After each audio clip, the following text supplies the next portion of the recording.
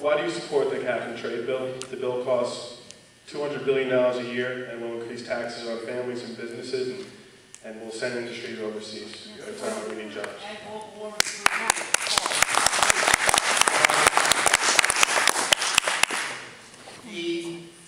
The idea, of course, of cap and trade is to put a price on carbon so that we will move toward more efficient energy. Now, I made the argument earlier that part of our economic future depends on having innovation in the energy sector. If we don't, we will be left behind. The idea is that by having a price on carbon, there will be an incentive for that innovation.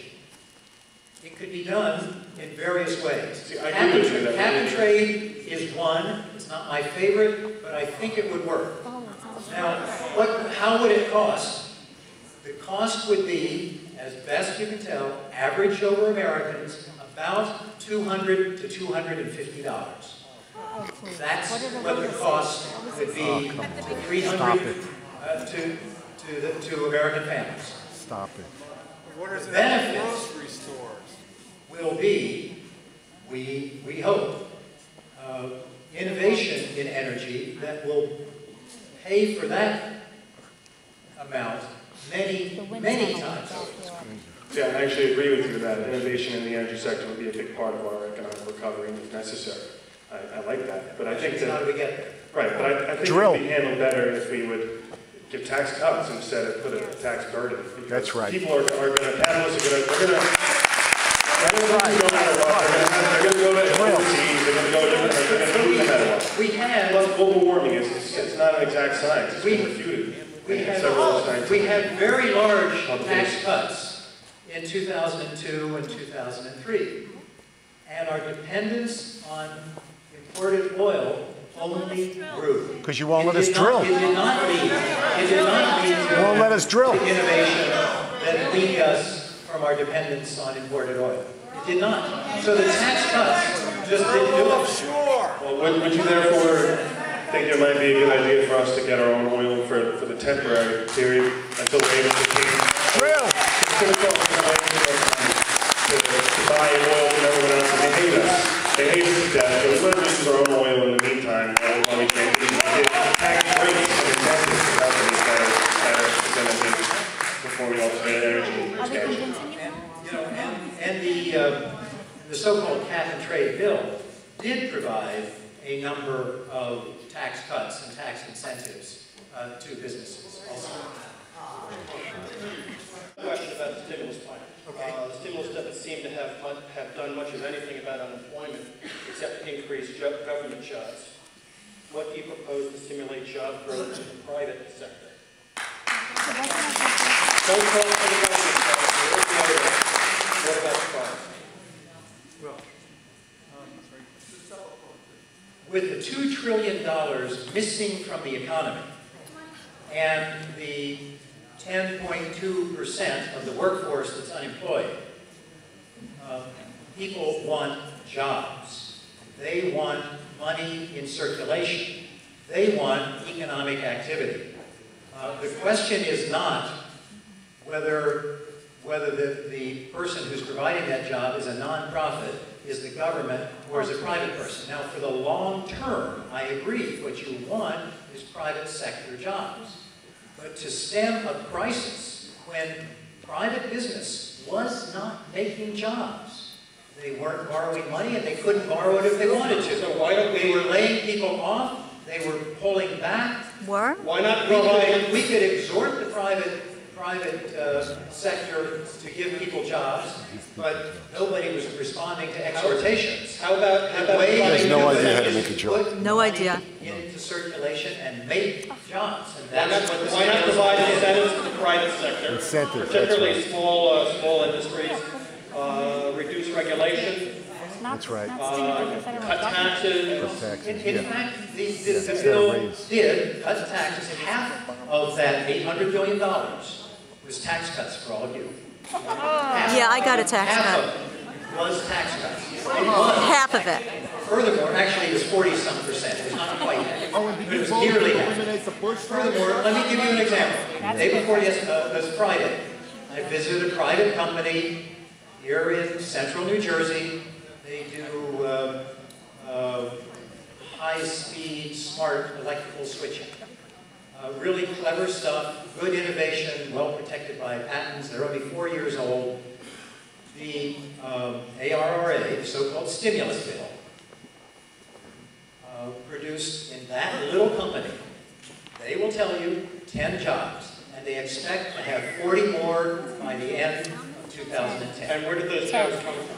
Where did they come from? They came from mostly, the people that I talked to were, where did the workers come from? The jobs. Oh, the jobs came from, actually, they came from PSE&G, they came from... No, I'm sorry, you're misunderstanding. Where did the additional business come from? That's what I mean. It came from PSE&G hired them to do things. It came from the Navy.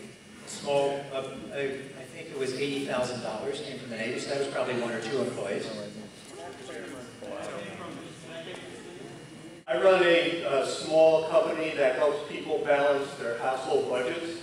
And one of the principles that I tell every one of my clients is that they need to spend less than they make. What can you do? What can you do to influence the Congress to implement this principle at a federal government level?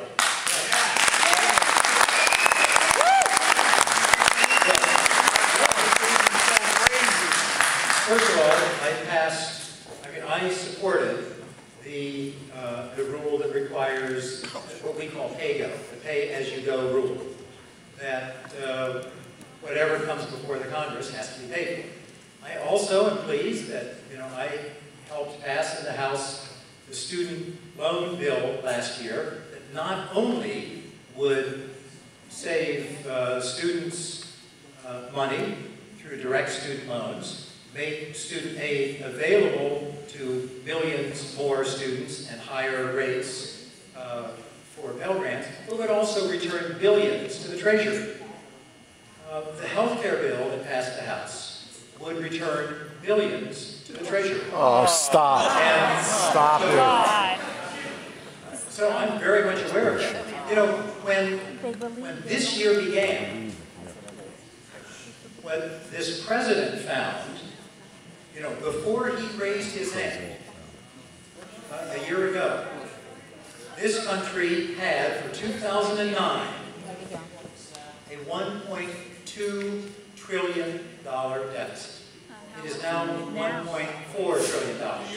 So $0.2 trillion, $200 billion, has been added under this leadership.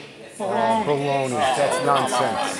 Now, that's not good. No, it's a lie. Now let me ask you That's a lie. What the fuck are they smoking? Do you Trying to Do fool you you. advise your clients never to take a mortgage? No, not at all. No. What I do, They take a mortgage. What I do is advise them to take a mortgage that fits within their monthly budget. And we won't put it up for 3 years and put them out of their house in the foreclosure market. So, for example, earlier this last year, when the American Recovery Act was passed, we incurred a debt. But we incurred a debt for a good reason, to prevent the economy from spiraling out of control that would have left everybody in this country, and certainly in this room, in much worse shape. We incurred that debt for a good purpose. All wrong. That's what you do when you take out a mortgage. All wrong. And do you want to pay it off? Sure, you celebrate when you tear up your mortgage.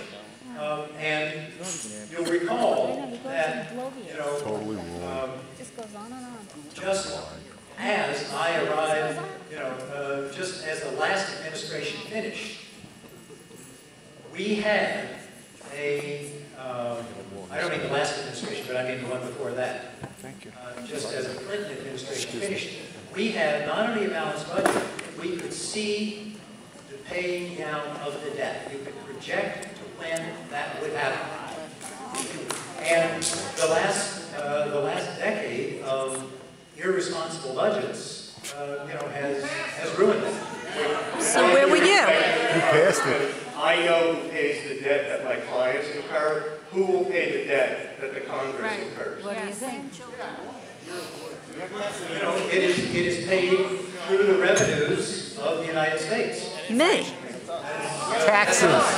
Higher taxes. Say it. Say the word. Next question.